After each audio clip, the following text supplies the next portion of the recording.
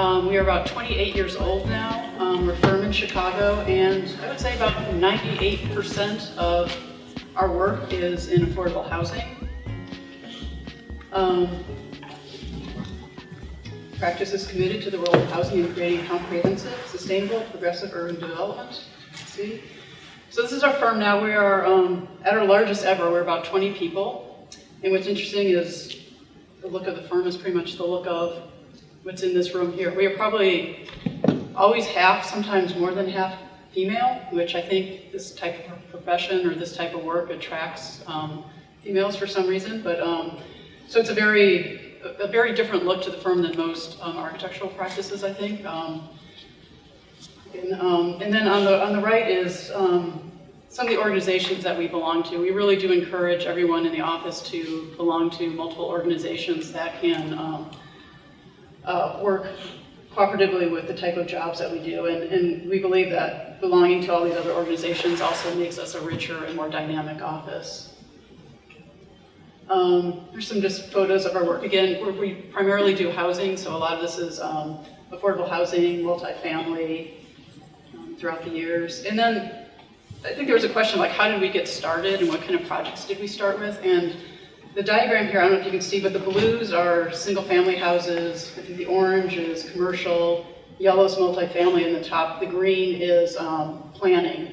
So early on, when Pete Landon founded the firm back in 1987, it started with a lot of actually small houses and vacation houses, which oddly enough, people who, some of his friends, some acquaintances that he knew were building vacation houses and they needed to be affordable. So you know, we started building these smaller houses or designing these smaller houses with inexpensive materials and being very conscious of how they were built and to be, you know, a nice space that was affordable. And as you can see, that's kind of dwindled out over the years. And then the other multifamily housing has taken over. The other thing to look at is the length of the bars. You know, each little segment of a bar is 1 year. You can see some bars lasting 6, 8, 10 years. Yeah. So some of these projects we get started and they can take years to get going. We have one that started in 2005 and it's gone through its third iteration of naming, and we're still working on it, still trying to get something built.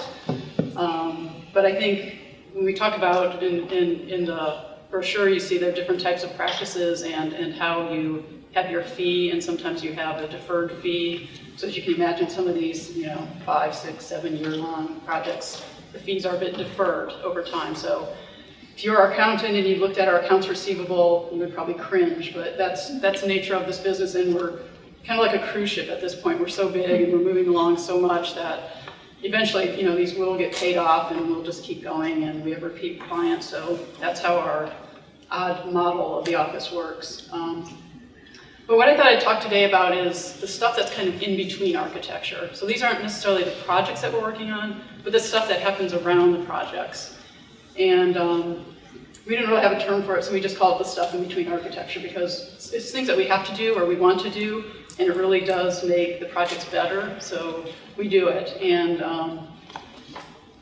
I think this is our pro bono work in a way. It's not, we're not going after clients and doing work for free, but it is work that we do that we may not get a fee for. But in the big picture, it makes either the project better or it promotes the cause that we're trying to promote, and again, either make these projects work or make a statement or an effort in pushing forward an agenda or an issue. So that's the technical term, the stuff in between architecture. So I'm going to talk about 3 issues, and they start to blur together after a while. At first when I started putting this together, saying, yeah, these are clear, it's policy, design, education, affordability, and then as the presentation started rolling along, you started to realize, well, they're all kind of intermixed at some point. So you'll see that the lines do blur, but in general, these 3 start kind of coming together in various forms. And I should say too, this is going to be a really long talk for me, so if you have any questions, please feel free to interrupt. I'm glad to take some questions at any point. So policy and architecture. Got a lot of AIA surveys happening, I guess, because this was, the AIA was doing its repositioning in 2013, and you can see from the first line, I don't know, every AIA member said that the AIA sucks. It's like, well, why is this? Like, why is this profession, why do we feel like we're not doing what we need to do? And that was at the national level. And then another person at the Chicago level, Tom Jacobs in Chicago, was heading the advocacy issue a few years ago, and he did a survey again, and came up with these topics and then these issues, and I'm gonna have to come up here to read it. Well, the top item there was, let's see. Oh, to get design professionals on commissions and boards. So that was one of the #1 responses. And then at the bottom was another one of the responses, which was the public perception of architects. So after that survey, when I took over that position for advocacy at AIA, we decided to look at those two prongs and just say, what can we do with that, and how do we address that as architects? We did another survey, of course. And kind of the results of that survey was, of the 60-some people that responded, the public perception of our profession was an issue. So again, it keeps coming up again and again, like why is the public perception of architects? You know, why do we feel like this is so low? And as part of that survey, we also said, well, what boards or organizations are you on? And this came about because in Chicago at the moment, like Landmarks Commission, there were no architects on it. So boards and commissions where there should be architects in position of power, making decision, making policy, there aren't architects. And why is that? Why are we not on any boards? Why are we not on commissions? Why are we in a position where we're, responding to policies as opposed to creating the policies? But when we did the survey, out of 43 respondents, I think there were 62 organizations. So people are participating, and they're participating at a great level. We just don't know it. So this is just a little tidbit of where we're going, at least in Chicago with the AIA, is how do we get the pool of these people out there, get the names out there so these people get on boards and commissions and be at the level of making the policy. Just as an aside, Florida State AIA already has something like this in place where they have a whole application process set up where if you're an architect and you want to be on boards, you actually fill out a form, it's pretty comprehensive, and then you're on a list, and then so they have another whole list of boards and commissions in the state of Florida, and when those open up, they have people that they can suggest, which is great. I don't know who does it, I don't know how they maintain it, but it's a great model. So again, at the policy level, I'm finding as I get older, it gets really, I get cranky about this, that we're responding to these policies, we're responding to something that, say, lawyers put in place, and we're trying to make do with that, as opposed to us being the ones who can see the problem, address it, and then maybe create the policy. So that's the little tidbit. I'm going to preface each of these three categories by some of these little current projects that we're working on, and then we'll go into a case study. So that's the little tidbit. This is what we're up to now and what we're doing, and hopefully something will come of this. Hopefully no more surveys, but some action items at this point. So this is a project called Housing Bronzeville that started in 2008. And at that time, if you can remember 2007, early 2008, things were humming along in the economy, and gentrification was happening all over the place. Bronzeville is just south of the Loop, just near south side of Chicago, and gentrification was really starting to push its way into Bronzeville. And also in the city of Chicago at that time were like 5,000 vacant lots. And residents of Bronzeville said, you know what, we're going to start getting pushed out of our neighborhood. And the city has all these vacant lots. We want 200 of them. And then we want to build affordable housing on these 200 lots. I'm like, okay, so they want to do it, and they've got a plan, but they had no idea what the reality of what it was to build affordable housing. We're not talking about subsidized housing, something that's not paid for by the government, but truly affordable housing, affordable to build, and market rate. So working class people could actually buy a unit or buy a house and stay in Bronzeville. So some local organizations, and this is a project that Pete Landon actually worked pretty heavily on, so he knows a little bit more about it than me, but local organizations came together and really started studying the issue. And we realized when we got involved that they had no idea what it meant to be, like, what was an affordable house and what were construction costs, where would you build this? If anyone's been to Chicago, Bronzeville, it covers a large area, but there's a lot of it where there are the old gray stones, very grand buildings, single family houses, 2 flats, 3 flats, large buildings. And then we're thinking, if you start building market rate housing at a low price, it's probably going to be smaller. So the context is not going to work. And so where do you go with this? So to back up, we sat down with them and really crunched the numbers first off, like what can you really afford? And at that time, numbers that were being used were the area median income, and area was the whole Chicagoland area, which was $70,000 per year for a family of 4. But in Chicago, the Chicago median income was actually $50,000. So for a family of 4 surviving on $50,000, what can you build, right? What kind of mortgage can you afford? Can you pay your utility? And so we just really started from that and then worked backwards and crunched the numbers, looked at what it would be. And in reality, we came up with an 800 square foot unit, 800 to maybe 1,000 at 165 or 150,000 or 150 square foot price. And then this is what we had. And suddenly the reality was a little disconcerting to a lot of people because they thought, well, we're just going to get a house because there are all these subsidized housing programs out there where you get a 3-bedroom house and you pay $120 for it. Well, the cost of that is actually $350,000 is just being subsidized. So, and you're not talking about that. You're talking about we want the city to give us a parcel of land, and then we want to build a house and we want to own it, and we don't want to have all the restrictions on it. So that was the first step, is just what are we even talking about, and just getting them to understand what that was.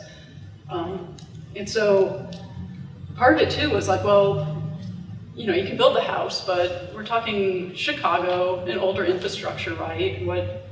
What's it going to take? Well, are the sewers in the street even in working order? Like right now, you build a house or you build a building in Chicago and you open up the street, put in a water tap, and suddenly the city wants you to replace the whole sewer in the street. This really does happen. Water tap, you open the tap from the main sewer into your house. Suddenly you find there's a couple of older taps in there. The city asks you to close those up. So there's the $1,000, there's another $1,000, there's another $1,500. So, can the city also make these sites ready for houses where we're not paying an additional amount to do all this other infrastructure work that the city has just let crumble over the years? So this was, we did a brainstorming session, like what are other methods that we can ask the city, or how can other people participate? Again, it's not, we're not going to do all this on our own. Like this needs to be a cooperative. And then we started looking at the whole site of Bronzeville. And again, as I said, Bronzeville, it's a larger area, and it's composed of very different types of housing. And again, if you're trying to build these small houses in an area with gray stones, it's going to be inappropriate. It's always going to stand out. It's not going to look right, and the context is not going to be appropriate. So, we sent the committee out, and they lived in different parts of Bronzeville, so they all scattered out, and they looked at their neighborhoods. They came back with photos and gave us tips and ideas. And then we focused on a few different areas, as you can see there. And then ultimately, we chose the area kind of the bottom left, and that. I'll show you some photos of what that neighborhood looks like. Did some studies of what would fit on just a typical Chicago lot. And then really started analyzing what the different typical Chicago buildings, again, we're not talking about doing anything out of the ordinary, but what's a 3-bedroom look like, what's a 4-bedroom look like, what's a 1-bedroom look like, how much of the site does it take up, how large of a site do you need in order to fit it, and then, how many people can that accommodate? So these were all very, it was, quite an intensive study of just really drilling down and trying to be super, super realistic about what are you going to do on these sites, and what are you going to build? Again, some more housing types. And again, we were working with a group of people who weren't architects, so they didn't know how to read plans, they didn't know how to look at sections, so it was also a learning process of just talking about, what are the typical models that are out there, and what works, and what will work on these sites. So this was the area. You can see the dotted line shows some of the train lines, the red lines there, the green line, and then it's somewhat near a park, but it's also tucked up against some railroad tracks. So it's kind of, it was actually a very kind of quiet, almost neglected little corner of Bronzeville that seemed quite appropriate. We went through a series of looking at the existing housing, and sorry, if you go back, here it's north is up, and now north is to the right, so if you're wondering about the orientation on this. So looked at all the existing housing out there, what were vacant lots, what were city-owned lots, what were parks, and where would these buildings make sense? Because again, it's not about just building one building, but how do you kind of keep the neighborhood fabric and keep the context and keep that all intact and complete and make it look like it's a place and not a sore thumb or a building that doesn't work in the context of the neighborhood. So we were really focused on that. And then this was the site. That was a school that's since been torn down, and unfortunately that was, an idea was, you can use that as a community center or repurpose that, but the city tore that building down. There's also the Raber House, which is a little house on the top, which another developer has come in the last couple of years and proposed putting some vineyards in there. It's a great historic house, but no one's figured out what to do with it yet, so it's just been sitting vacant. And then as you can see, it's almost like a little quiet neighborhood, much different than the rest of Chicago. So that seemed appropriate for the type of buildings that we were doing. And then yet another more detailed study of how do these buildings fit into the site. More detailed studies of what do these look like? How do they all fit together? Can you mix and match and insert different buildings next to each other, and how do they all work? So should some buildings be on a corner? Should some be mid-block? And then we sat down and did pro formas for each building type. And has anyone done a pro forma before or know what that is? So you really just get down, like, what are the soft costs? What are development costs? What are construction costs? And is this really going to work? So we really got down to the nitty-gritty. If you're going to build these, this is what it's going to really cost you. And so the different types of buildings had different costs, but it was really within, you can't really read it, but it was between 20 or 30,000 each. I think they range from about 150 to 200 based on the different sizes of building. So they did get a little bit beyond what our initial goal was, but I think based on what was required for the site, they did need to get a little bit bigger than just these super, super tiny houses. And then, also, Brian talks about the green. We can't do anything, or you don't want to do anything with affordable housing that's not green, because if you're building a building that you can't pay your utility bills, it's kind of pointless. And so again, the utility bill cost has to be factored into all this. So, and then also looking at the site, are there things on the site we can do where we're not repairing the sewer system, but there's, you're able to do permeable pavers or address other cost-effective ways to deal with the site. And then these were just some renderings that ended up. And then, so that was 2008 when the threat of gentrification was pretty hot, and since then nothing's happened. So now, and I guess one lesson from this, and one that you might take away, is you'll probably outlive a lot of your projects, and you'll probably outlive a lot of government administrators and officials. So just stick with it, because I have a feeling this will come back around, and the people that may have been a hindrance to this project will be gone out of the government. But we're still here, we're still working, we're still trying, we're plugging at it, we're not gonna go anywhere. And so hopefully that will start up again. But in the meantime, Chicago hasn't figured out what to do with all its vacant lots, so it's actually been selling lots to, say you live in a neighborhood and there's a lot next to you, you can buy it for $1 as long as you maintain it. You can't sell it for the next 5 years. So we're experiencing a lot of depopulation on the south side of Chicago, and we're still trying to figure out what to do with all these vacant lots. Yes? I had a quick question. How did the residents, this is right by Garfield Boulevard, right? It's right north of that? It's just south. Just south. How did the residents feel about that? When I was in Chicago and I drove down Garfield, I thought that could have been a really great boulevard. And you know, if they're trying to, you know, kind of preserve their neighborhood, did they address that, or they kind of just, that's not ours? We didn't get to Garfield because, again, Garfield does have a much different character. So this is south. This is a couple blocks south in a way. Let's take that too and make that ours. This is tucked up against some metro lines, and so it's like tucked away. But because exactly, we would not propose building smaller frame buildings on Garfield Boulevard. That wouldn't be appropriate. Oops. I'm going to jump into design education. And so both my parents were public school teachers, so education is a huge part of my life. That was our vacations, there's something educational about them. But so teaching and being part of the educational system is like really ingrained in me, and I love it. And one of the transformational parts of my life was when I went, this was at Ball State in high school, and participated in a 2-week design program at the high school level at Ball State. It changed my life.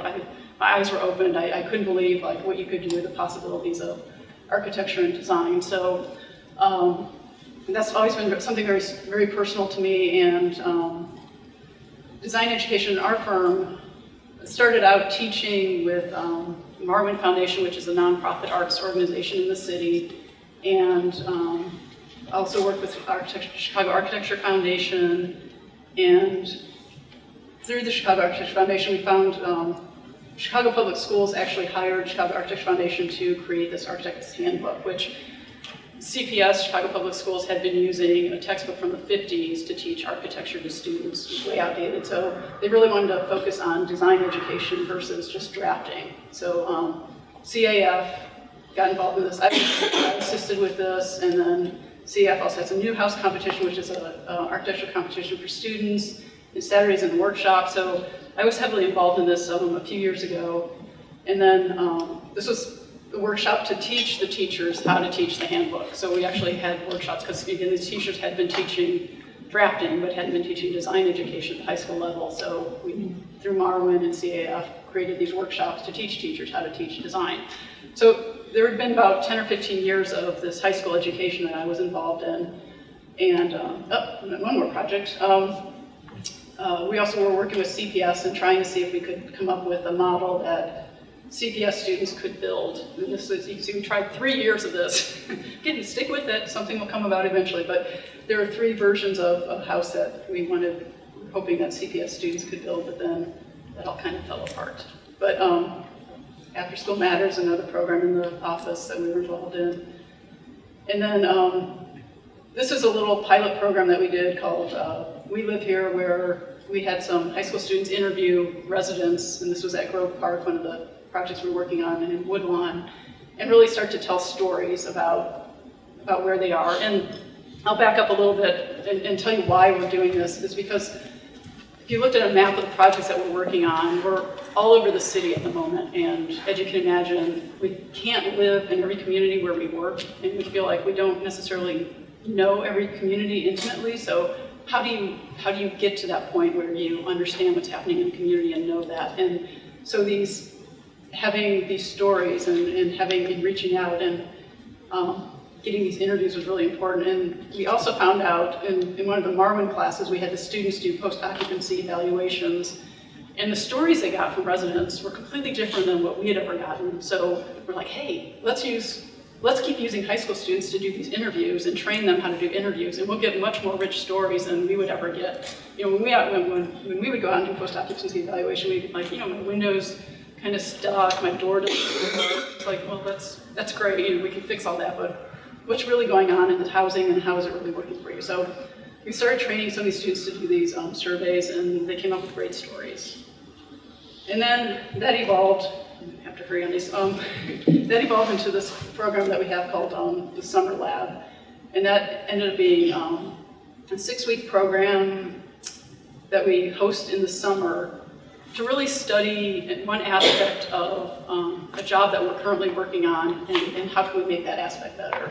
So it's 6 weeks. We always hire. We don't have any unpaid interns in the office. They're hired. We'll hire 2 students from the New House competition, which is that high school competition every year that Architecture Foundation puts on.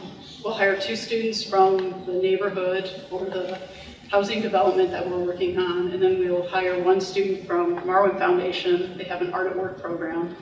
And so between these 5 high school students, and then we have 3 college level mentors, they create this really incredibly balanced team of students that can go out and be our research arm. We kind of liken it to AMO, although on a very small scale, not Rent Pool House is a research arm, right? It's a 6-week program, so every week there's a focus on what they're looking at. Wednesdays are dedicated to lunches. They blog every day, and they fill out a timesheet of what they did. Again, Wednesdays are lunches. When we started setting up the program, my business partner Pete Landon, he's like, so does that mean are we gonna eat pizza every Wednesday when we do these lunches? No, we can be a little more creative on this. So what we did is we'll go out to the farmer's market on Wednesday or another market. The students will pick up vegetables, and then we'll come back and they actually make the lunch. So it's amazing, like a lot of these kids are really good cooks. So they come back, they make the lunch. We invite a guest into the office to give a presentation, and then we kind of workshop some questions at that presentation. The students also present, and then that gives them, a good 4 weeks of presentation skills before they do their final presentation. So we call it the Smart Luck. You can see these are some of the questions we're workshopping, Smart Luck. Questions. So the first one, which our kind of prototype, was Shade Lab, and that was in Humboldt Park, working with a partner, Lucha, to look at the environmental conditions in the neighborhood. And specifically, we were looking at the environmental conditions around some apartments that we were renovating.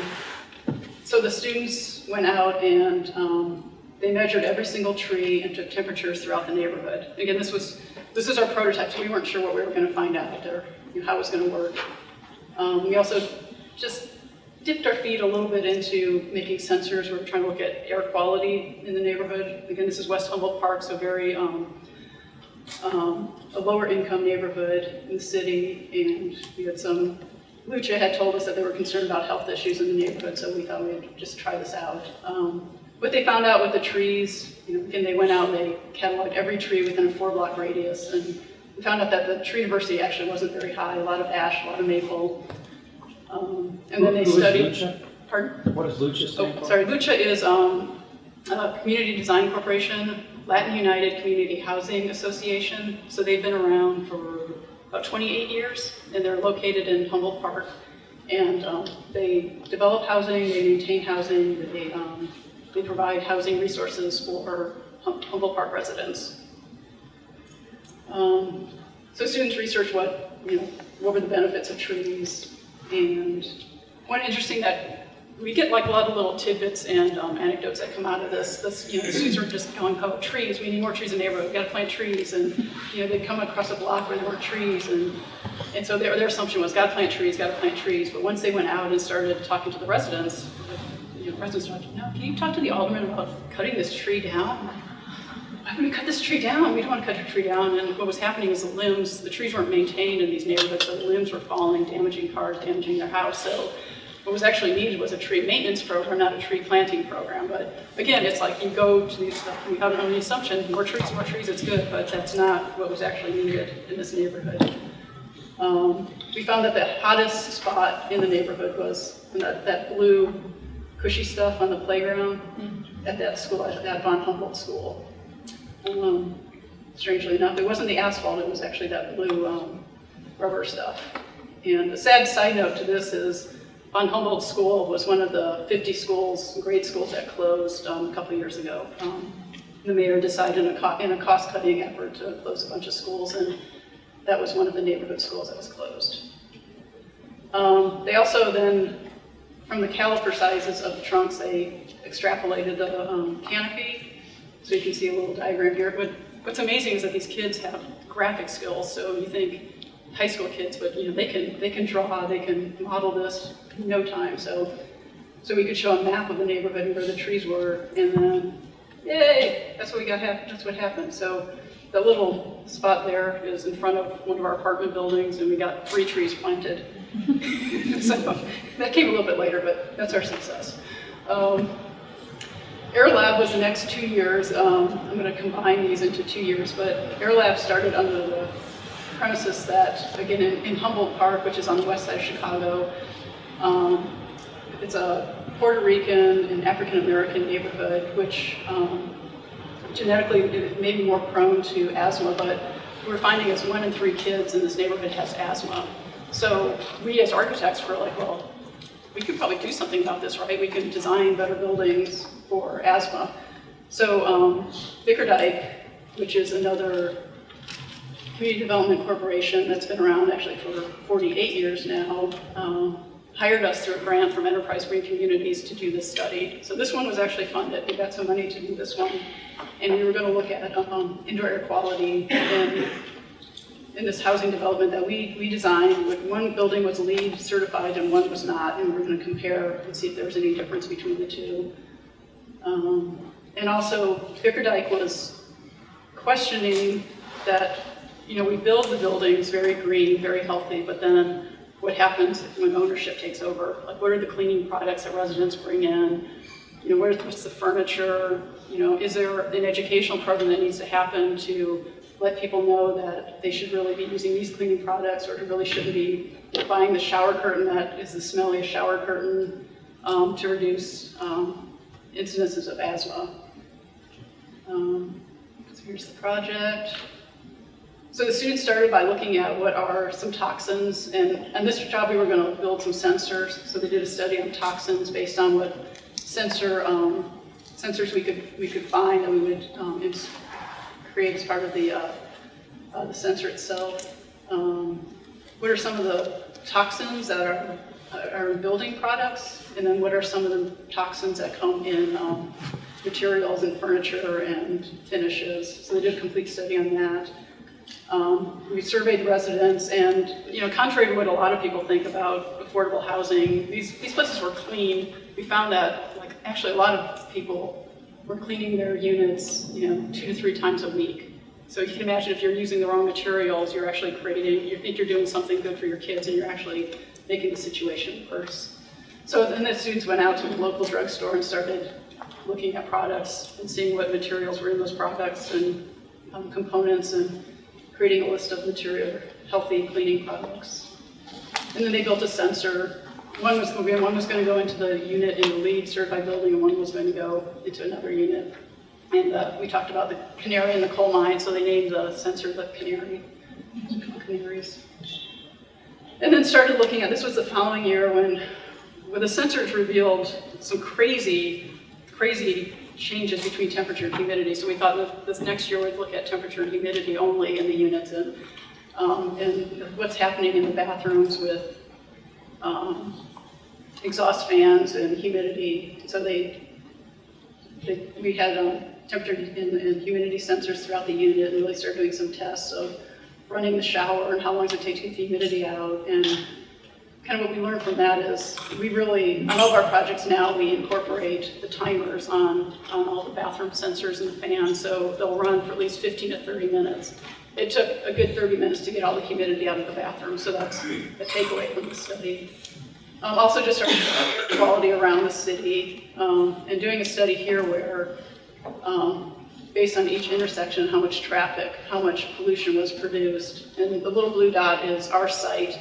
So it wasn't too bad. Our site was right next to a bus stop, which in one case is bad, but then in the other case, it's still better to be taking a bus than for everybody to be driving. But we did learn too that Cook County, I think there are only six air quality sensors in the whole county, which seemed very good.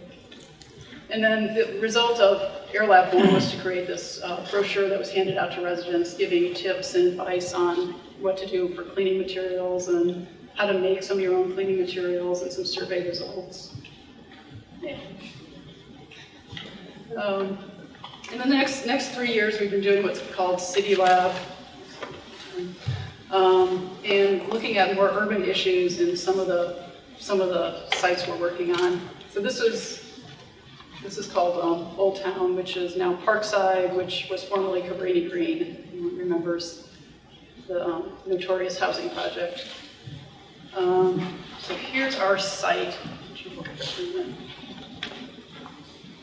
This little vacant site here. And some new buildings had already gone up, and we were hired to fill in that last spot and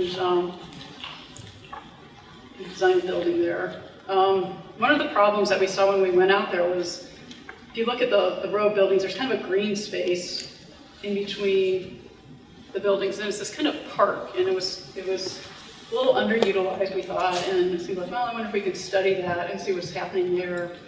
And then up at the top, you can see there's kind of a diagonal street coming down, and then the east-west street is Division, the diagonal street is Clybourne, and you can see by the size of the street, it's a really, really wide street, and traffic flies through there, and up at the top right was a grocery store, and the question was, how do residents get across that street to that grocery store? And you know, it wasn't a good pedestrian experience at all, so we really wanted to study what was happening there. And these were the 3 topics, I think some commercial spaces, public spaces, and intersections. If you can see on the bottom right, well, on the bottom left, you see people running through the intersection. I mean, that's typically what happened. We have a photo of a woman with her stroller, and she's running through the intersection so she doesn't get hit by a car. It's crazy. And I threw this one in here because in this one, again, on those Wednesday lunches, we invite various experts to come in, and in this case, Gabe Klein, who was the director of CDOT at the time, you know, we invited him to the office. So it's kind of a free publicity for us in a way too. It kind of goes both ways, but you know, he's definitely willing to come. You have anything with high school kids, and you invite someone to come and participate. In most cases, they're willing to do that. We had a representative from the Park District, and then Bennett Holler at the bottom left, he's with the Department of Planning. He's a repeat guest, and he'll actually swing by the office sometimes now to run by some of the planning that he's been doing.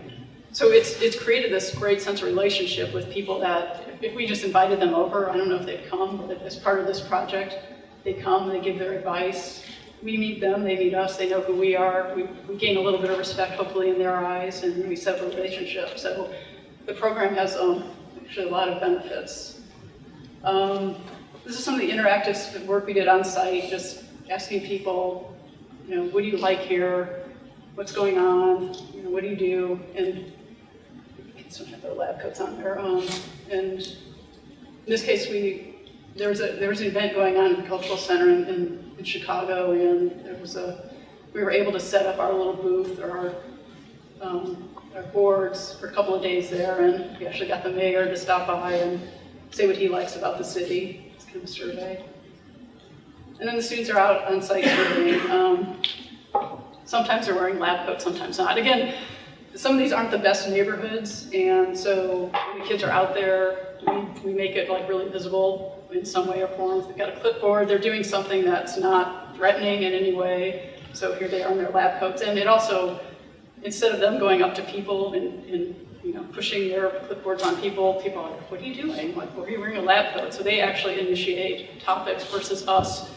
No one wants to walk down the street and have someone just stick a clipboard in your face to survey you, right? So they're out there, they're analyzing traffic. This is cycling, bicyclists. So they're flying along through there. Pedestrians are going everywhere. They don't know where to go. They don't know where to cross. They're all over the place trying to get across the street and wandering around. And they're dog walkers, same thing. That pink square was our site. We're like, oh no, the dog walkers, what are we going to do about them? They're using this site, and they're probably all congregating there, but we need to kind of address where the dog walkers are going. Students went out and timed how long it took to get across the street to get over to that grocery store. It was actually shorter to go, if you follow that kind of that green line on the left. And we actually met with the Department of Transportation in the city and said, can we push that street over and align that and put the traffic light there and let pedestrians get across than trying to get through that 3-corner intersection. Nothing came of that, but we'll keep pushing for that one. This was one of our Wednesday Smart Luck, and the guy in the center there is Brian Kidd, who works at Papa George Haynes, who was designing the building across the street. So, not only are we thinking about our buildings, but we were concerned, like, can we let's work together and figure out what to do across the street to get the traffic and the pedestrian flow to happen. So he came in, he helped out at one of the Smart Lucks, and I think one of his contributions was talking about these pork chops, which are the kind of the curves that stick out in the road to narrow the traffic down. Kids love that term, so it's great. Hangout spaces, they're out there just watching where people are hanging out. What do you do about that? And then the result of all this was, and after surveying and talking to residents, this is a new mixed income community, so you've got 1/3 public housing residents coming back, 1/3 subsidized housing, and then 1/3 market rate. And what's been happening that you probably heard about is that the public housing residents that come back really feel like they're out of place. Like they get blamed for everything that's happening, and like if there's anything going on, if they're outside their unit, they're hanging out, they're doing bad things. And in reality, when you see the cameras, it's not really, they're not causing problems, but there's still this perception. They don't feel very comfortable in their own units, in their own yards, and that green space that was spanning between everything was just, it was too open. They felt like if you were out in your yard, it just felt like you were hanging out. And like the idea was, well, what if we put more greenery, more benches, and made it a place where it actually seemed like you could hang out, and it seemed like it was intentional that you hang out? Would that make more sense? So we redesigned that little corridor to be this. And this is under construction right now, so we'll see if this is successful. But again, through the lab program, we were able to get to the bottom of some of these issues and figure this out and hopefully design appropriately for the space. Yay! Next City Lab was Villages of West Haven, which this is now called West Haven. This was the old Henry Horner project, which, if you know the book, There Are No Children Here. This is the site of those towers. Here it is. It's on the west side of Chicago. This is looking east, back the loop. And the project we were dealing with here was some buildings that were built in 1996, and they're up for every 15 years or so. These buildings come up, there's a cycle for rehab, so these are under rehab. So we're trying to address a few problem areas on that site. And you can see there's Lake Street, which is at the top of the blue. This is the elevated train line. The buildings are right up against it. There's a little park called Maypole Park that's quite underutilized. And then there's another building called Major Adams, which is a community building. And these were kind of 3 problem areas, underutilized areas, so we really wanted to study what was going on there. Here's Lake Street. Lake Street's a weird one because there are 2 front yards and no backyard, so Lake Street ends up being the backyard. So if you're coming along here, you just see trash cans. It's just a mess. Major Adams it's a nice building, but the doorway is kind of recessed back, and it's kind of gloomy, and you don't really know where you can go in. This was just looking at, again, talking to people walking by, like who uses Major Adams. And the assumption was it's just purely the people within that 1 or 2 block radius, but as you can see, people are coming from all over the place to use Major Adams. It's like, okay, so we need to address that. Here's Maypole Park, which is kind of undesigned, just a little park in the center where teenagers kind of hang out and kind of took over the park, so the rest of the development didn't really get to use it. Equipment's just bad, and there's something floating in the puddle there, broken glass. So the students came up with, after talking to residents for first round, came up with ideas of what might be used in the park, and then went around door to door with graphics, with surveying again, just talking about like what people would want. We got results, and then started looking at design. And ultimately the students designed a little park that addressed all the needs of the residents that we heard about. And the thing that we heard over and over was that, again, it wasn't really designed for anybody, and it wasn't designed for any reason, and so it wasn't programmed properly. And residents wanted to be there when kids were there, older people wanted to be there, younger people wanted to be there, so we had to figure out a way to design so that all ages could be in the park at the same time and participated at the same time. And so this is what, in the end, what the kids came up with, and then this is, hopefully you can see, this is what the landscape architect has designed and we've come up with that hopefully will be built next year. But it addresses this kind of weird diagonal that comes through the park to the gates.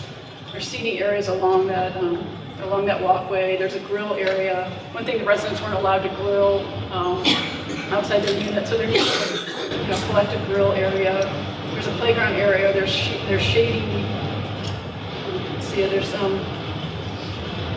There was some place to sit, like sit in the shade and watch your kids play. So there will be some shade. So it's just programmed a lot more intensely, and hopefully again, multiple age groups can use it at the same time and we'll feel comfortable there. Yay. And this last one now, this is what we just did this past year down in South Chicago. And South Chicago, it's like way at the bottom, way at the southeast tip, and if everyone's driven into Chicago and come over the Skyway, it's like right there when you come over the Skyway and you just see something, you don't know what it is, you see some of the Calumet River coming in some industrial areas. And it's always been kind of a neglected part of the city, and there was a steel mill, the U.S. Steel Works, that was down there that closed up 15 years ago, and there's been this big development plan to put in, yachts and marinas and a completely different kind of development than what's there now, working class people. So we thought, well, working with Claretians, who's an organization based down there, looking at what could be done and why was this area failing.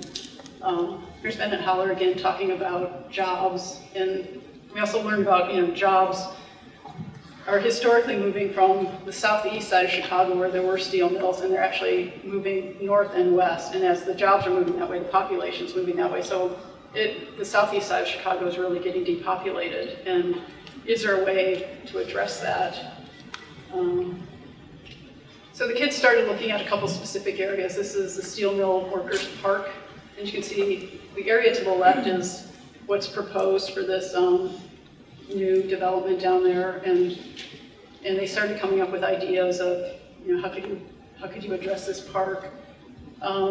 This student was actually got very involved in making the connection between the south side of the river and then coming up to the park. You can see that red line. Could you do a river walk similar to what just opened in Chicago and make that more of a public connection from the east side of South Chicago to the new proposed, the west side to the new proposed development on the east side. And we started looking at vacant lots, what could happen in some of these vacant lots. So this is kind of an overview of South Chicago. This is a result of what we studied, and that little red dot there is a site that we worked on then for the Chicago Biennial. So we were asked to present something that talked about the vacant lots in Chicago. So David Brown out of UIC and Eker Gill, who has a publication, Mass.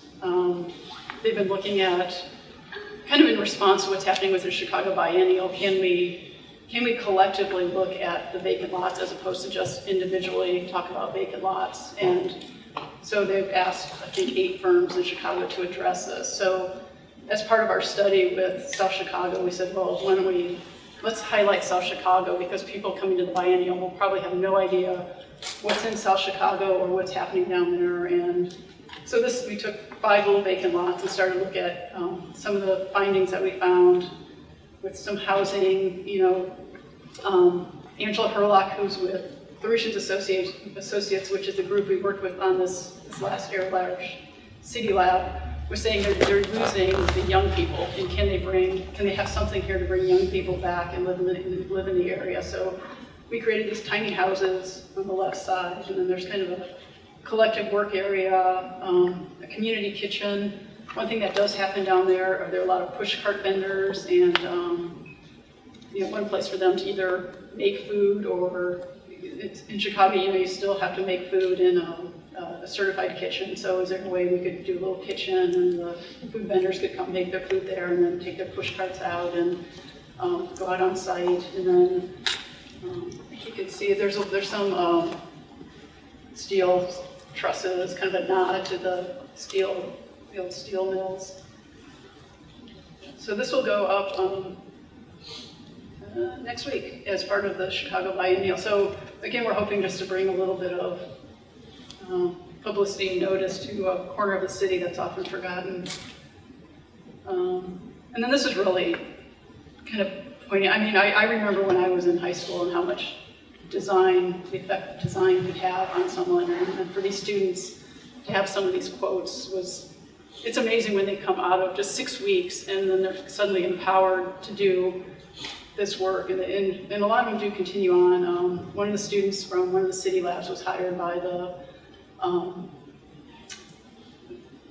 developer has a nonprofit arm, a human resources arm, and they hired her because she's such a fantastic spokesperson for what was going on there as a young person's view of how things could change and what could happen. So they hired her, so she's on that.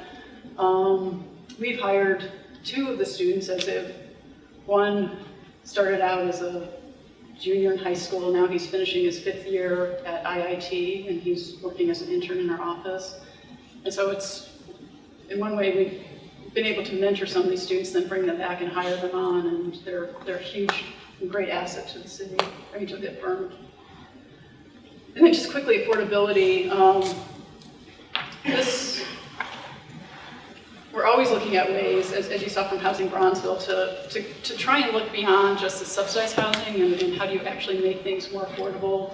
And right now, tiny housing is all the rage, as you know, and it does make sense for some of these weird little lots in Chicago where you can't really build per zoning building on it. So Jeff Bone in our office has been working with an organization that's really studying this, and they're working at a very practical level, talking to the city about what do you do about water taps, sewers, like how do you connect these up.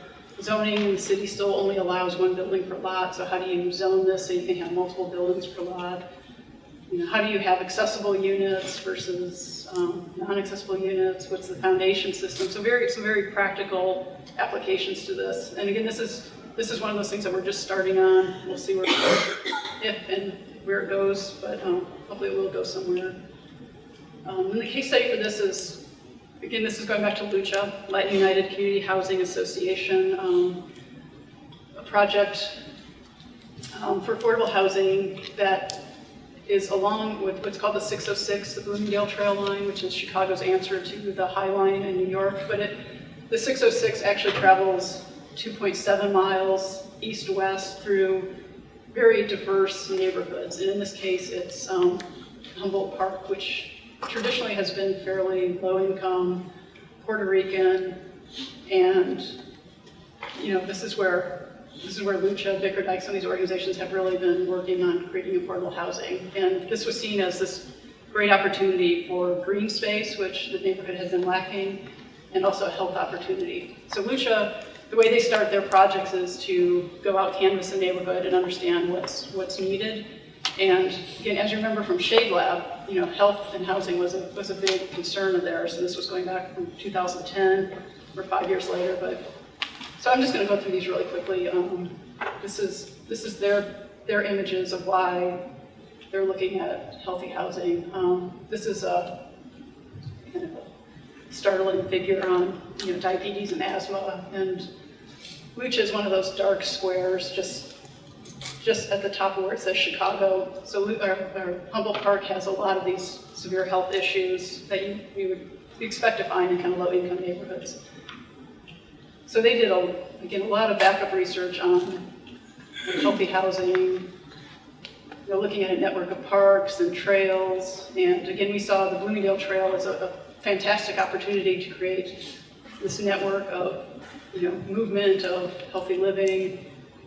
And here's some images, they promoted this on their, as they were giving presentations on this.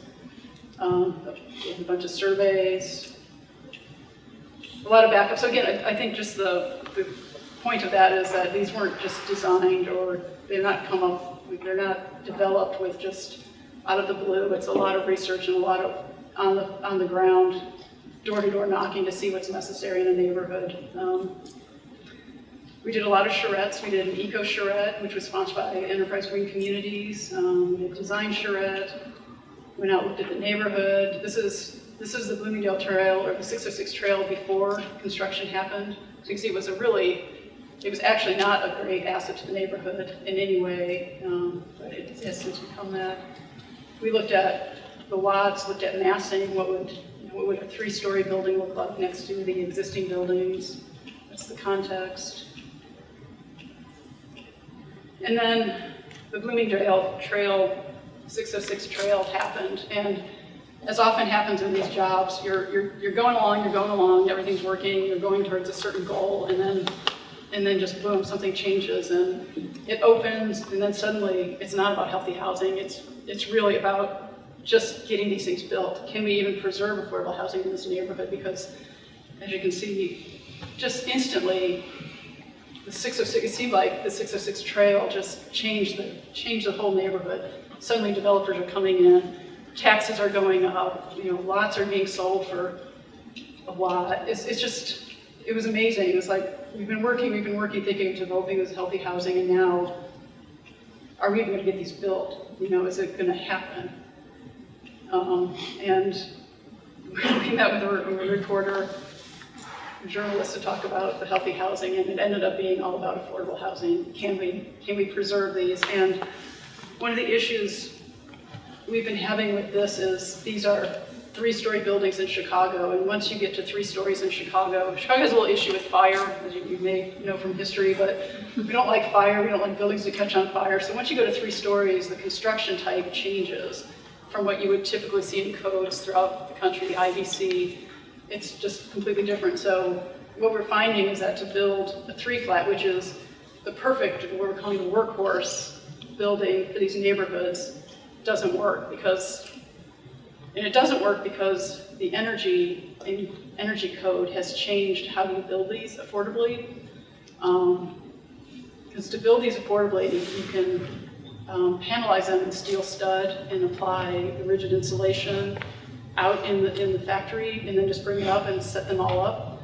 But because you have steel stud and the energy code requires so much more exterior insulation, now we're looking at 2 to 4 inches of exterior rigid insulation, which you can't build that in a factory and just bring it out on site. So suddenly you bring it out on site, you build scaffolds and then put the insulation on. So it's not materials necessarily, but it's a process. So suddenly this type of construction makes 3-flat unaffordable. And so we're looking at, can we change the code? Can we get back to policy issues and say, look, this doesn't work, and this is some work that, again, Jeff Bone has been involved in our office, looking at if we did a hybrid IBC building, how much could we save? This is a building that we did. It's just for an example, and I think you can see there's like a savings of 900,000. Yeah, over 900,000 if we were able to build similar to IBC, where, say, your ground floor's concrete, and then you have 3 to 4 floors of wood construction, which we just can't do in the city right now. So it's like it all comes back to affordability, policy, and just trying to make it all work, and being aware of what's out there. And again, as architects, trying to figure out how do you solve these issues. And again, this is nothing that this hasn't been related to a specific job, but it's something we've been doing on the side because we've been seeing this problem over and over again, and we've got to get this out to the city and get them to understand that, I think we do need to change our code to preserve affordable housing. We can't build it. But I'm just going to back up. With this little frame building, steel stud building, these are coming in at total development cost at $400,000 a unit. That doesn't work. That's just this is a unit, so 1.2 million per building, which is crazy. And we're not even talking about union construction or getting into PVC piping or electrical and conduit. We're not even going where the unions are with the mechanicals. This is just the construction type. So that's kind of where we are on that one, and hopefully we'll make some progress to get these built. Otherwise, this project may also die because it's just too expensive.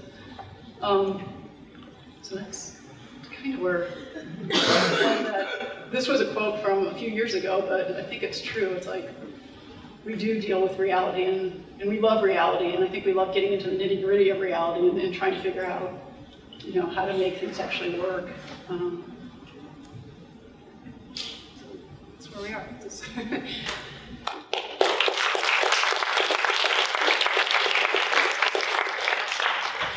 Yes. I'm going to go back to the first part on the affordable housing and the houses that weren't built because, I guess, of government, politicians, or policy, whatever. How do you console the community? I mean, you get them all. They're in there. They're like, all right, something's really going to happen. They're we matter. Da da da da. How do you? I mean, what do you do? For that community to kind of, how do they bounce back after being let down? We're very conscious of that because a lot of these communities, they've gone through this. They've gone through this multiple times. This isn't the first time, and I don't think we don't ever come in as architects acting like we're going to change everything, we're going to save it. It's usually an organization within the community that reaches out to us, and we help. And so, they know it. And again, when we go out and we talk to people, we're very, very conscious of that. It's like they've told their opinions many times, and a lot of times things don't happen, and we know that. We've seen it. Like these projects take 10 years, and we've seen the disappointment and the defeats, and we just, we keep at it. I think they know that we're still around. We're still around. We're still going to keep working with them. We'll still keep fighting it as long as we can. But I think, especially with 2008, I think everybody was. I don't think anyone was just disappointed about it. Everyone was just trying to stay alive at that point and just not lose your job and not lose your house. Do you follow up with them? Are you still in contact with the community so that they don't, feel like they, once again, or not, it's not happening? We do stay in contact, but again, we didn't initiate that, so it's almost like we can keep in contact and say, if you're ready, we're ready. Well, what do you find is the biggest obstacle on projects like that taking place to actually be implemented and successful? I think there's a naivete about how easy it is to get built, and it's very complicated. Even the projects that are subsidized they call them lasagna financing because you have so many layers to get it built. And one thing that never happened on that job that I was really disappointed in is none of the residents or no one got pre-qualified for loans. And that was a problem with Chicago had a New Homes for Chicago program where they were building these subsidized houses and they were selling for $120, but you didn't have a pool of people who were qualified to get a mortgage. Because again, if you're making $50,000 a year as a family, chances are you're going to have it. So you've got to get a bank. You've got to get pre-qualified. So it's like it's pretty deep on how the system works. And I have been saying all along, it's like, well, we could get a bank to step in and say, get all these people pre-qualified. And that could be one of the solutions. Any of the ideas on how it could on solutions? That could be the next. That could be another step. And other organizations, Lucia, they do that. They have home ownership counseling. And again, it can take years to get people to get their finances in order to qualify for a mortgage, and that's critical. Yeah. Looking at the idea you were talking about with the tiny homes projects, I know that here in Dallas there's been some discussion of those kinds of things happening. What are some of the bigger challenges you've probably seen in the development of that? Obviously, I figure there's more to do with policy than anything. In lots. Right now, another project I didn't show, but we're through the AIA, we're working on a competition for tiny houses for homeless students, college students. what they're finding is like the city colleges students, if they're homeless, the graduation rate is 18%. So it's a huge, huge problem. And at least that competition, I don't know if we'll actually be able to build the tiny houses, but at least in my mind, in my justification of that competition, bringing the issue of this student homelessness of like 18 to 25-year-olds, 18 to 26-year-olds is just bringing that awareness out is probably worth the effort. But yeah, I think getting around zoning, at least in Chicago, they're so dug in on the zoning, and I know other cities have, the alley flats. I mean, other cities have made progress on that and are doing great work. And so I think we have to see those examples and bring them back to wherever you're working and say, it does work. But the problem with Chicago, though, too, is that we have so many vacant lots. So it's not like we have to densify certain areas because there's a lot of vacant, but nobody wants to live there. And again, it doesn't make sense to put a tiny house on a single lot. Contextually, it doesn't seem to work. So, but right now, it seems like the zoning, the city's not there on the zoning issue yet.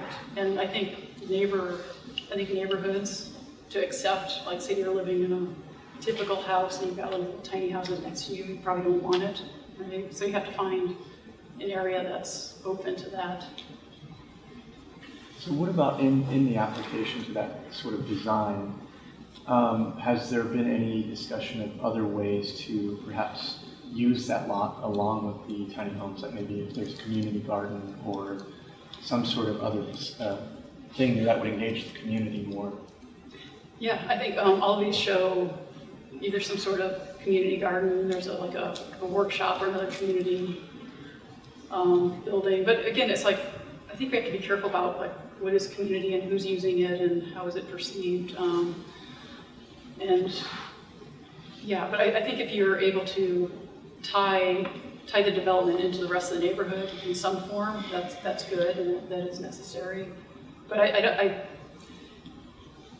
they seem more successful on lots that are a little bit more removed from central neighborhoods because, I don't know, they seem, this image of, and people have this image too of tiny houses being a little more ramshackle so I think the design of them is going to be critical too, so they look like they fit in and they're not a threat to homeowners or, it seems like we're having issues now with anything where there's a rental building, people get up in arms because obviously renters just don't care about a neighborhood as opposed to homeowners. So I don't know if that answered. Can I add something? We've had progress in Raleigh recently for accessory dwelling units or tiny or alley flats, if you want to call it, and the success was due to two things.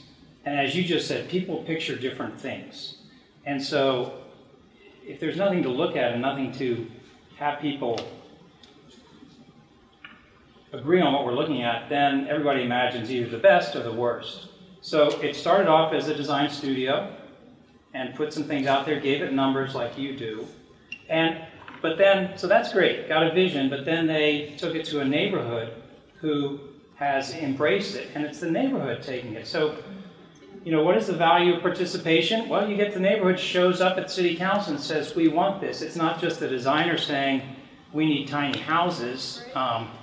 And everybody understands that's the design agenda, and we've seen that before. But it was through a neighborhood called Mordecai, historic neighborhood, and who got on board first, and then instead of showing up and opposing, they showed up and supported it. So sometimes participation isn't just a spiritual value; it's a practical approach to politics. Oh, can I have one more thing? I wanted to comment about your sort of research. I would call it research. The labs. Yeah, and the in-between stuff. And I kind of appreciate you have this really altruistic approach to it, which is almost like, well, we can't be making. I don't say we can't be making money here, but you seem to have set that agenda aside. I would say that there.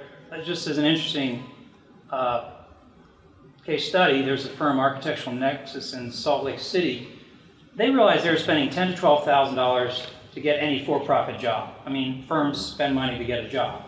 So they took the approach, we'll spend $10,000 to $12,000 doing that type of proactive, let's get involved and see what we can propose here, and would spend a similar amount of money sort of doing the same thing you're doing with proposing things, finding a nonprofit partner, but very much strategically to incubate a fee-paying job out of it. So it seems like you have, you're getting jobs with enterprise green communities, and you are getting some fees based on this work, but what is your thought about it? It almost does seem like you say, oh, this is altruistic, volunteer, and then we've got to make money over here. And what do you think about putting those a little more together? I think we do justify it in a way as our marketing, because we don't do any marketing. Okay. But running the lab will cost about $50,000. It's a lot of money, it really is. But that's also like we analyze like what's the rent in the office, what does it really cost. We use Chicago Public Schools has a jobs program that we actually use part of that to pay the students. In the case of the Villages of West Haven, we went to the developer, which is a for-profit organization, and asked for money, and they paid for it. So we did get that wherever we can. We'll ask for it and we'll get the money. And then we see it also as we invite the aldermen, so they know who we are. We invite public officials to all these Wednesday lunches. They know who we are. So our reputation, I think instead of marketing, this is what we do, because we're not good about taking people out to lunch and like schmoozing or doing any of that. So we feel much better about using the money that way. And then we have set aside any money that we get from awards. There's a treehouse competition award that is actually, you get money, and that's going into a separate account that will start to pay for this. But it is expensive, and yeah, we struggle with that a lot. But yeah, I guess we haven't really analyzed what we would spend on marketing, but we don't market. This is how we market ourselves. So go back to your first slide. It shows such an increase in the neighborhood planning piece, I think. Mm-hmm. Would you say that, it seems like a lot of what you're setting up is that neighborhood planning piece, like the green spaces and the pedestrian. Would you say some of that growth would be due to this in-between stuff, do you think? Because that seems like it's really grown. I think so, yeah, because I think you can't, and maybe this is the argument too, is just you can't look at individual buildings anymore. It is really neighborhood based. And a lot of that is Chicago Housing Authority work too, where it just so happens that we have these large lots of land to plan and do planning for that. But it has other benefits, like when we did Air Lab, that got the notice of the Chicago Asthma Consortium, and I'm a board member of the Chicago Asthma Consortium, which is very bizarre because there are no designers or no architects. It's all medical, and it's all about treatment of asthma and nothing about prevention. And so we're now working, we have a Healthy Environments working group, and we're working on, promoting healthy housing. And then again, hopefully we're the one architecture firm involved in that, and hopefully we'll be the expert and we'll get more jobs. So you have to hopefully think long-term, like how these things can help. And they feel good, but they ultimately have to make sense. You can't bankrupt your firm by doing them. Oh, yes, sir. Well, since you talked about zoning being a challenge, I thought I should say something about it. I'm a city planner, and I've worked in about 4 cities here in Texas. I'm still practicing planning. What we have done in some of the cities that I've worked is allowed for what we call a planned unit development. So let's say you want to bring in smaller buildings on smaller lots. We deviate from the zoning ordinance and allow you to redesign something new, which is quite different from the zoning ordinance. So we have some flexibility in the zoning ordinance, and sometimes I work in a city where we even went to the extent of presenting some of your plans to the city council and then convince the city council as to why some of these affordable housing will be relevant for the community. And then the city council went ahead to vote on it. So I don't know how it is done in Chicago, but having worked in 4 cities in Texas and still practicing as a planner, we have some kind of flexibility and allow for certain changes to the zoning ordinance to allow for projects like yours. There are some, say you do a plan development of a certain size, you can go in and make some of those changes. In general, if you're looking at just individual lots, though, it doesn't really happen. But you would need to get your alderman support, and then there's probably a community meeting, so you get community support, and then you go through city council. But yeah, you sound much more progressive than our board of zoning. So, but I would love, Yeah. I'd love to see that happen. I think what happens in Chicago is the aldermen, 50 aldermen, and they control their wards, and they'd like to have a lot of control over that. So Yeah. it'd be tough to get them to get that. Because I currently work in a city where we have no multifamily in the city, and the planning department took it upon itself to present to the city council to convince them on some of the reasons for affordable housing. And we're currently working on that. So I believe if a consultancy like yours come into our city, it'll be quite easier for you to develop since we've already done the background work already. So it's kind of flexible in We'll come Texas to work though. for you. I think a convincing metric, I know Sergio used it in Austin, is to say, we're not asking you for money. To say to the city, look, in lieu of money, which we know you don't want to give anybody because you don't never have enough, this zoning change would be equivalent. Sergio did it by counting the number of accessory dwelling units that could result by a zoning change without any money. So it's, when you put it in if you'd rather we ask for money for affordable housing, or I know Bridge Housing in San Francisco, this was a long time ago, but they would get the ability to build a taller building, which is essentially the same as mine. And I'm not sure how they did it exactly, but it is an interesting, I think when you come into a city with just that comparison, here's the amount of money it would cost you, or this plan unit development change, it's sort of which do you want, the money or the policy?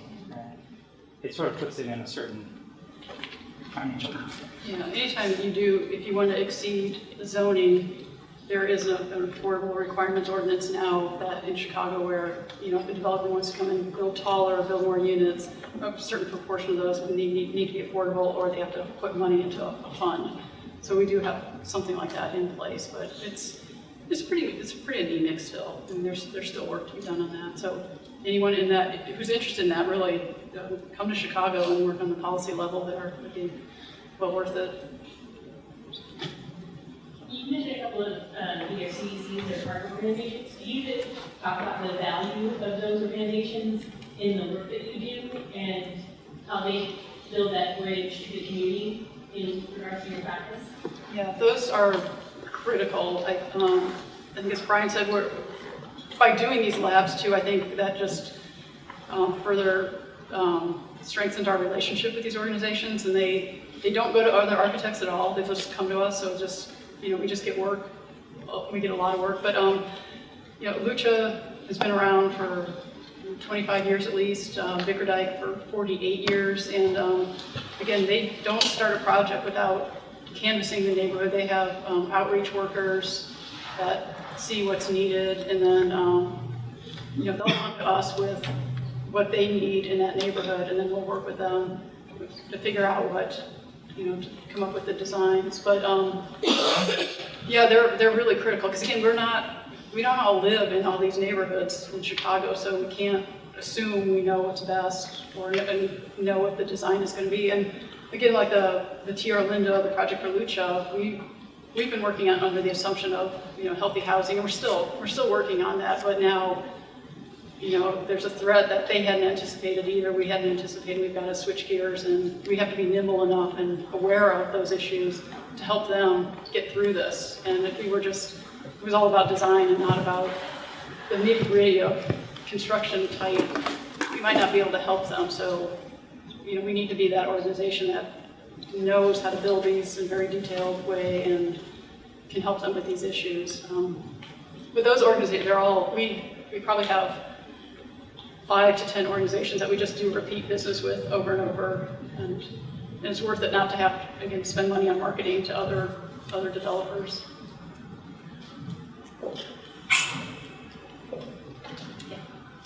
Brian asked a little bit about your funding model. Do you incorporate grant writing into your project? We don't, we're not,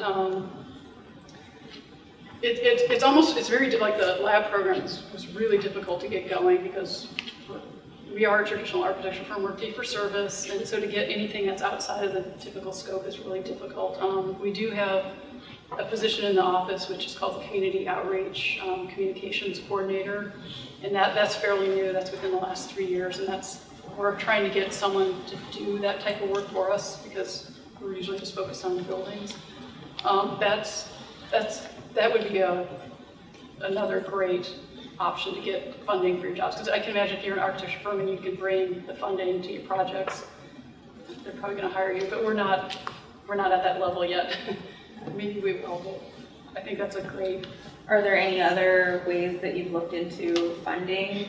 Because I imagine, getting your staff to participate in the lunches and all of that, it's difficult for everyone to fit that in, or that they're working with neighborhoods, in the evening, or that it's just difficult to make time for it. So is there any other way that your firm gets people involved? We actually we pay for the organization that they want to be involved in, and then they can take time off during the day to participate in things too. So we encourage it. And what's funny is that no one's really abused it yet. No one's really taken advantage of it too much. And we're starting to see some younger people now, maybe it's a new generation that is starting to go to these conferences and do this type of work. But and you probably know too, it's like to be an architect though, it's a good 10 to 15 years before you know what you're doing sometimes. And then we feel like we are a traditional firm, so we do want to create good buildings, and then we do want people to do things outside of that. But sometimes it's overwhelming for young people to do all that. But there are a few that really do push. Like one person in the office, she's running the AIA 2030 program, so she's doing that on her own. In a way, she's managing it. She's a younger person in the office. But we try and encourage it, but it's a lot of commitment, a lot of time to do all that.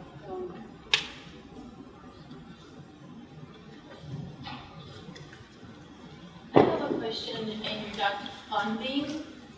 So when you start looking at the neighborhoods and starting designing, do you also look for partners to finance these buildings at the beginning, or how are these buildings? Who pays for them to go up? This is where we are the traditional architecture firm. Like again, a developer will come to us, and they're the ones really working on the funding. We have to understand what the funding mechanisms are. In most of the cases, they're low-income housing tax credits, which come with a whole slew of requirements. And so it's really working the point-based system to get that funding. And so we have to know so they know when they hire us that we will design the building right up front to meet those funding requirements. Although we're not the ones going out and getting the funding, but we are aware of the requirements for each of the different funding. Like some will have green or environmental requirements, so we know to design to that. Because you can imagine if you're designing something and then you find out, well, okay, the storage rooms aren't big enough, the bedrooms aren't big enough, I didn't include a green roof, I didn't include that, and suddenly the project doesn't work because it's designed wrong. So we may not find the funding, but we understand what's required through the funding mechanisms to design properly for it. So is it worth to just start with one project and do that and then show people this is what we can do? And is that a method to start this? That's our method. Again, we started out as more of a traditional firm, just doing the architect work and understanding what was required. A method, if you're more interested in the funding aspect or can find or have a grant writer on staff, I think you're a different model then, and you can do that. I don't think anyone's limited to one certain case. This is just what's worked for us, and I think we've been like this, and now we're kind of diversifying out. Someone else might start like this. I think they're different there are different models out there. But we just started as a traditional firm, and that's kind of how we're going, and we're kind of branching out a little bit as we progress.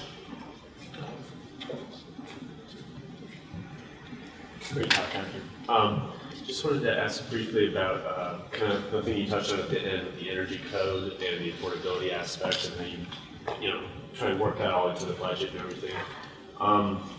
In your experience in Chicago, are there like a lot of discussions at the beginning, kind of in the pre-programming, pre-design phase, about how to kind of reinvent the building system so that you can incorporate some of those principles? For instance, in some places like in Germany, with being the headquarters of Passive House, they're building affordable units, as I'm sure you already are aware, that incorporate all these energy efficient technologies, and that they actually find that it's not only healthier, but better long term and more affordable for the tenants. So is that Yes. I know that like you said, it's a problem with the energy code here because our codes in this country are reactive, not proactive. So they do need reinvention. But I was just curious. We talk up front, and we've worked with a lot of these clients long enough to even understand their maintenance people. Which I should do a side note on Passive. We are trying to do a Passive House with this Lucha Tierra Linda project. Oh, great. But that's like suddenly all this energy funding that we had has been taken away. The state of Illinois is not in very good shape, you may have heard. So a lot of funding has just gone away. But yeah, I think we need to prove, first of all, that it may cost a little bit more upfront, but the benefits outweigh. Right. You can't build one of them yet because of It's a hard thing to the prove. code.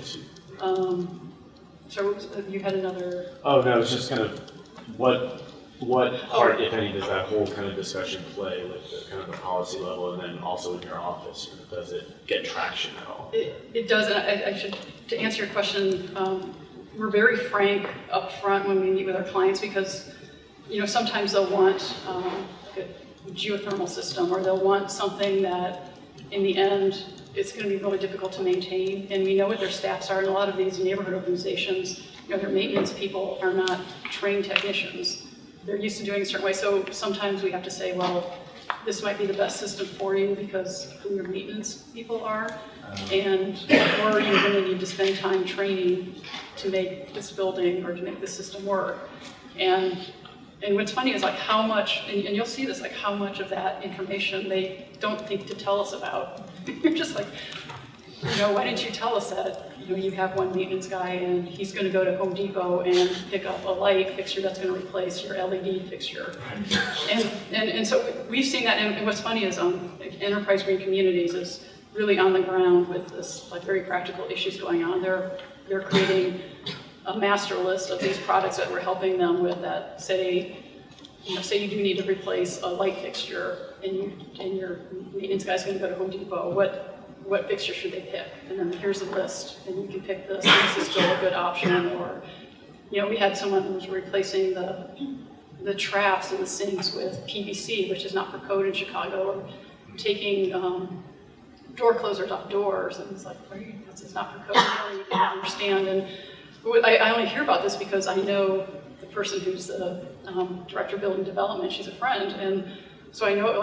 But previous to that, we never even heard these stories. You're like, you got to tell us this, or we have to be more upfront about this at the beginning, and right. How these buildings are being maintained, so they're designed for those issues. Because there's no point in designing a building that can't be maintained. Of course. Yeah.